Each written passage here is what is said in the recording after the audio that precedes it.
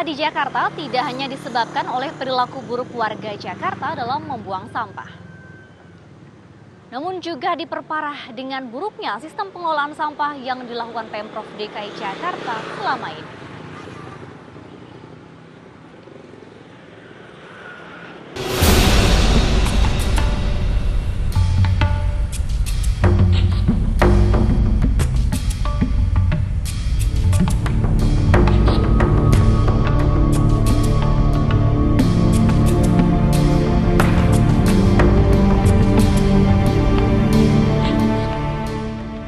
Tidak bisa dipungkiri, persoalan sampah di Jakarta faktor utamanya disebabkan oleh buruknya perilaku warga dalam membuang sampah.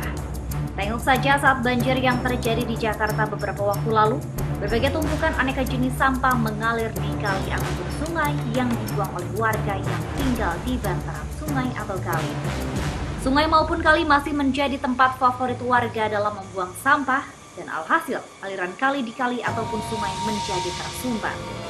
Jika pada musim hujan, kondisi tersebut akan menyebabkan banjir dan menjadi sarang penyakit bagi warga pada musim kemarau.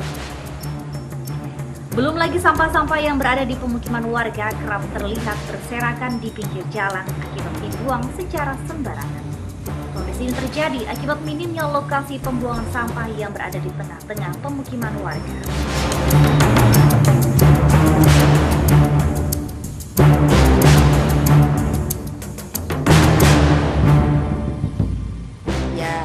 Mestinya di setiap itu dikasih kotak-kotak sampah, biar terus nanti kan diangkut seminggu 2 kali.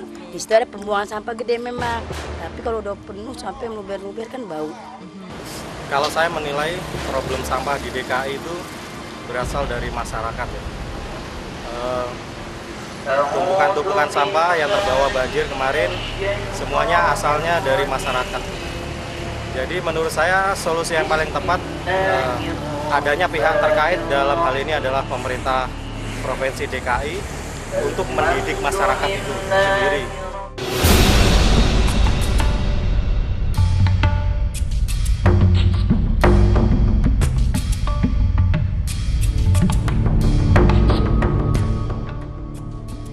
Kondisi itu sendiri diperparah dengan buruknya sistem dan kinerja pengelolaan sampah yang dilakukan Pemprov DKI Jakarta selama ini. Salah satunya adalah masih kurangnya armada truk pengangkut sampah yang dimiliki Dinas Kebersihan DKI Jakarta. Belum lagi sebagian besar armada yang dimiliki sudah sangat uzur, bahkan tak layak jalan. Tercatat sebanyak 700 armada truk sampah yang dimiliki Dinas Kebersihan sudah uzur dan tak layak jalan. Dari jumlah tersebut, Dinas Kebersihan baru hanya meremajakan sebanyak 107 armada. Belum lagi dengan keputusan Pemprov DKI Jakarta yang memutuskan kontrak kerjasama dengan pihak swasta dalam hal pengangkutan sampah. Pemprov lebih memilih melakukan sistem swasta kelola lantaran kerjasama dengan pihak swasta selama ini dinilai merugikan anggaran.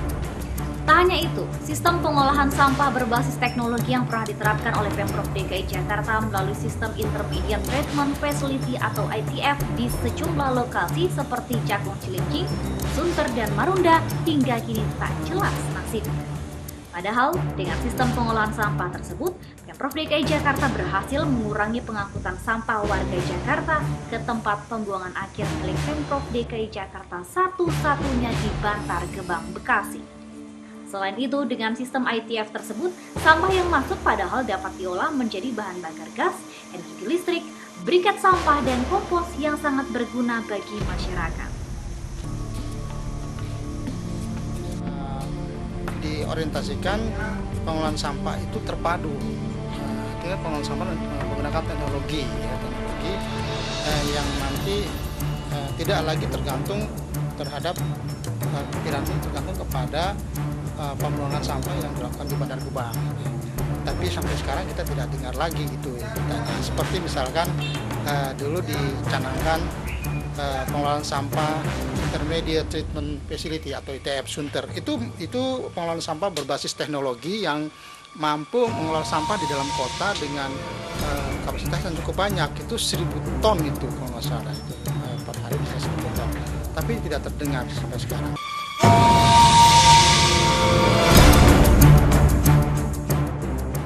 Sementara itu kritik pedas juga dilontarkan oleh Ubaidillah, Ketua Dewan Walhi. Menurutnya, manajemen sampah yang dilakukan Pemprov DKI Jakarta selama ini tidak fokus dan hanya lebih memfokuskan pada manajemen kumpul, angkut, buang, dan berakhir di TPA Bantar Gebang. Padahal sebenarnya sudah banyak regulasi yang mengatur masalah sampah, namun sayangnya hal tersebut tidak dapat menjawab persoalan sampah yang ada, misalnya denda atau hukuman untuk efek jerah. Ya, jadi persoalan sampah ini persoalan sangat klasik ya, dan tidak pernah bisa selesai diselesaikan, tidak pernah bisa. Karena apa? Karena semua pihak hanya mendiskusikan, hanya berkutak di dalam tanpa benar-benar mau menyelesaikan secara keseluruhan. Ya, artinya karena sampah ini tidak pernah selesai, selalu ada sampah di mana ada aktivitas. Oleh karena itu bukan hanya dibicarakan terus, tapi sudah ada action dan sudah ada kemajuan.